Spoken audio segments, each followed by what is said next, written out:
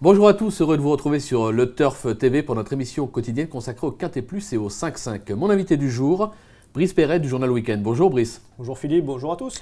Alors ce mercredi, direction Saint-Cloud avec le prix des Pays de Loire, une épreuve pour poulains et pouliches de 3 ans sur les 1600 mètres, le parcours classique.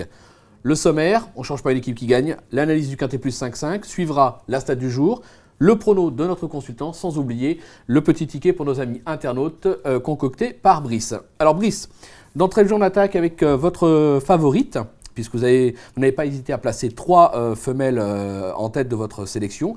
Le numéro 8, Gol Bahar. Le 4 dans les stalles vient de très bien gagner à réclamer avec Amélie Foulon. Cette fois-ci c'est Pasquier, c'est Prodhomme, c'est la forme incontournable. Alors Golbar a changé d'écurie et d'entraînement et de Kazakh suite au réclamé qu'elle a remporté la dernière fois. Elle a été réclamée pour 45 000 € par l'écurie Ascot. Elle est passée sous l'entraînement de Didier Prodhomme. C'était l'énorme note du Quintet du 1er avril. Donc le 1er avril c'était sur les 1600 mètres de la PSF à Chantilly. C'était le prix de Chantilly, capitale du cheval. Et dans cette épreuve, elle n'avait pu sortir qu'à 300 mètres du but. Et une fois qu'elle est sortie, par contre, elle a tracé une ligne droite fantastique. Cette impression a été confirmée lors de sa dernière sortie, c'était cette fois sur les 1400 mètres de Longchamp. Elle a gagné très facilement. Elle a notamment mis 5 longueurs à Agence Belge qu'on retrouve dans cette épreuve. Le style y était, donc c'est ce qui a séduit Didier Prodhomme. Il s'en est porté à cœur pour le compte de l'écurie Ascot. 45 000 €, c'est pas rien. Donc ils y comptent. Et puis sur ce qu'elle a fait la dernière fois, on peut y compter, je pense. Incontournable, on est d'accord.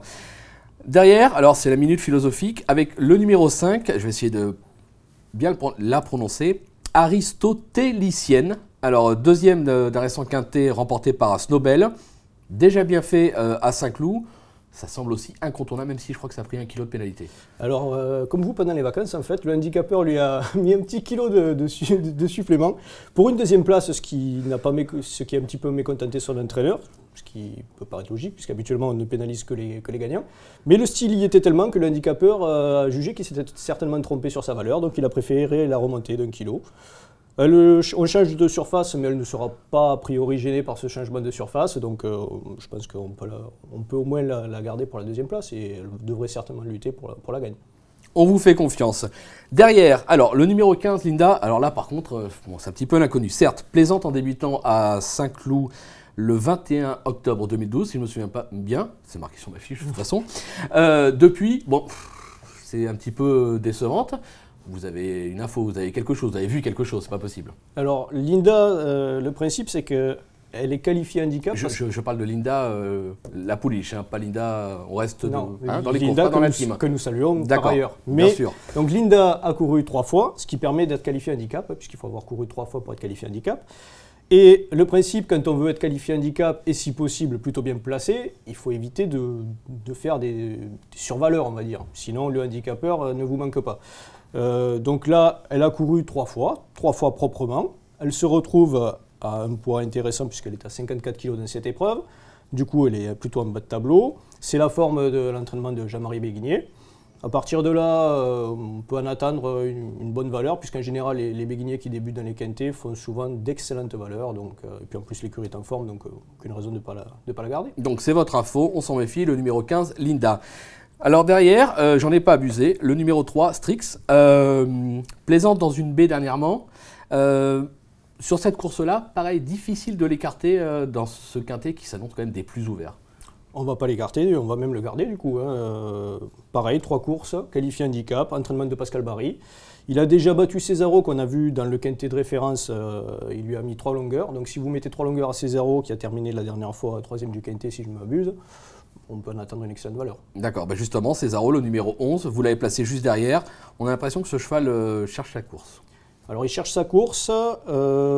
Après, l'avantage qu'il avait la dernière fois, c'est qu'il avait déjà pas mal d'expérience par rapport à certains concurrents du quintet référence, puisque lui avait déjà couru à Cannes, etc. Donc il avait déjà 5-6 courses au compteur la dernière fois. Donc c'est à ce niveau-là, sur des quintets de 3 ans, c'est une certaine expérience du combat que n'avaient peut-être pas certains de ses concurrents. Là, il est peut-être un poil meilleur PSF, c'est pas une certitude, on en aura la confirmation ou pas au cours de cette épreuve. Surtout, ce qui peut gêner Yannick Foin et ce cheval, ce serait un éventuel alourdissement des pistes. Bon, on est plutôt parti d'après la météo, on devrait avoir un terrain autour de souple. Donc si ça reste souple, il devrait logiquement faire sa valeur. Maintenant, si le terrain venait vraiment à s'alourdir, ça pourrait le pénaliser. Sinon, si le terrain reste juste souple, logiquement, il devrait faire sa valeur et donc au moins lutter pour les places. D'accord. Derrière, le numéro 2, Spiliada, récente troisième sur ce tracé. C'est la forme. On peut s'attendre aussi à une belle performance de sa part. Elle est très régulière, c'est l'entraînement de Carlos Lafont-Parias qui est également un entraînement en forme, la monte d'Olivier Pellier qui a fait un carton plein ce week-end, qui est donc notre consultant week-end. Olivier sera associé donc à Spiliada, il en attend une bonne performance et donc on va la garder pour les places. Oui. D'accord, justement en parlant... Tout à fait. En parlant de Spiliada, ça nous amène à la stat du jour, puisqu'au cours de ces 7 dernières éditions de ce prix des Pays de Loire, les chevaux ayant terminé leurs 2 dernières courses parmi les 5 premiers sur 1600 mètres et à moins de 15 contre 1 enregistrent 88% de réussite. Cela concerne Spiliada, le numéro 2, on vient d'en parler, mais également le numéro 4, Cantabrico. Et Cantabrico, vous l'avez placé juste derrière Spiliada. Cantabrico, 4e du Quintet Référence à Chantilly. Un bon numéro dans les stalles, le 3. Là aussi, on s'en méfie pour une place. C'est surtout aussi l'entraînement de Carlos Lafont-Parias, donc même cas que Spiliada. Effectivement, il était bon 4e le dernier coup. Il devrait répéter sa valeur de la dernière fois. D'accord. Et pour conclure, le numéro 10, Welcome Sir. Alors, c'est un cheval. Il est au top, il est bien placé au poids, il est dans son jardin à Saint-Cloud. Vous l'avez peut-être placé un peu bas, non ? Alors, Welcome Sir, je l'ai placé un petit peu bas pour une raison simple, c'est que comme il ne s'est jamais frotté à ce type d'épreuve, on peut toujours avoir un doute. Maintenant, Élie Lelouch, qui est son entraîneur, a rencontré Pierre Vallon, qui est notre reporter sur les pistes, et il lui a dit que le cheval avait évolué de façon très intéressante ces dernières semaines, et que donc il était venu, que c'était le moment en fait de le présenter dans ce type d'épreuve. Là, une piste souple lui irait à merveille, donc c'est à peu près le terrain qu'on devrait avoir. Donc logiquement, je l'ai mis un petit peu bas parce que j'ai le doute de est-ce qu'il va s'adapter à ce type d'épreuve, qui c'est quand même des épreuves assez particulières. Donc le petit doute, il est là-dessus. Maintenant, sa forme ne fait aucun doute, son entraîneur s'attend à le voir bien courir. Il sera sur sa distance, il aura son terrain, donc logiquement, on peut en attendre une bonne sortie. C'est un bon outsider. C'est un bon outsider. Maintenant, voilà, le petit doute, c'est est-ce qu'il va s'adapter à ces épreuves-là. D'accord, on s'en méfie tout de même. D'accord.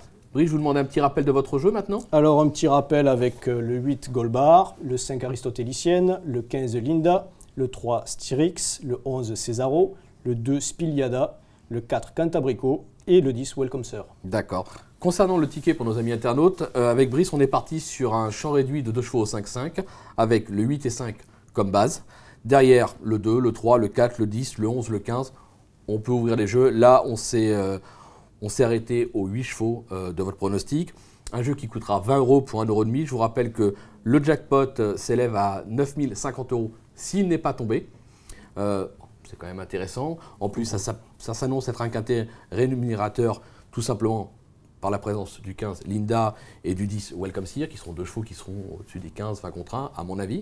Donc, on peut tenter le coup. Merci pour toutes ces infos, Brice, et je vous dis à très vite sur le Turf TV. Avec plaisir.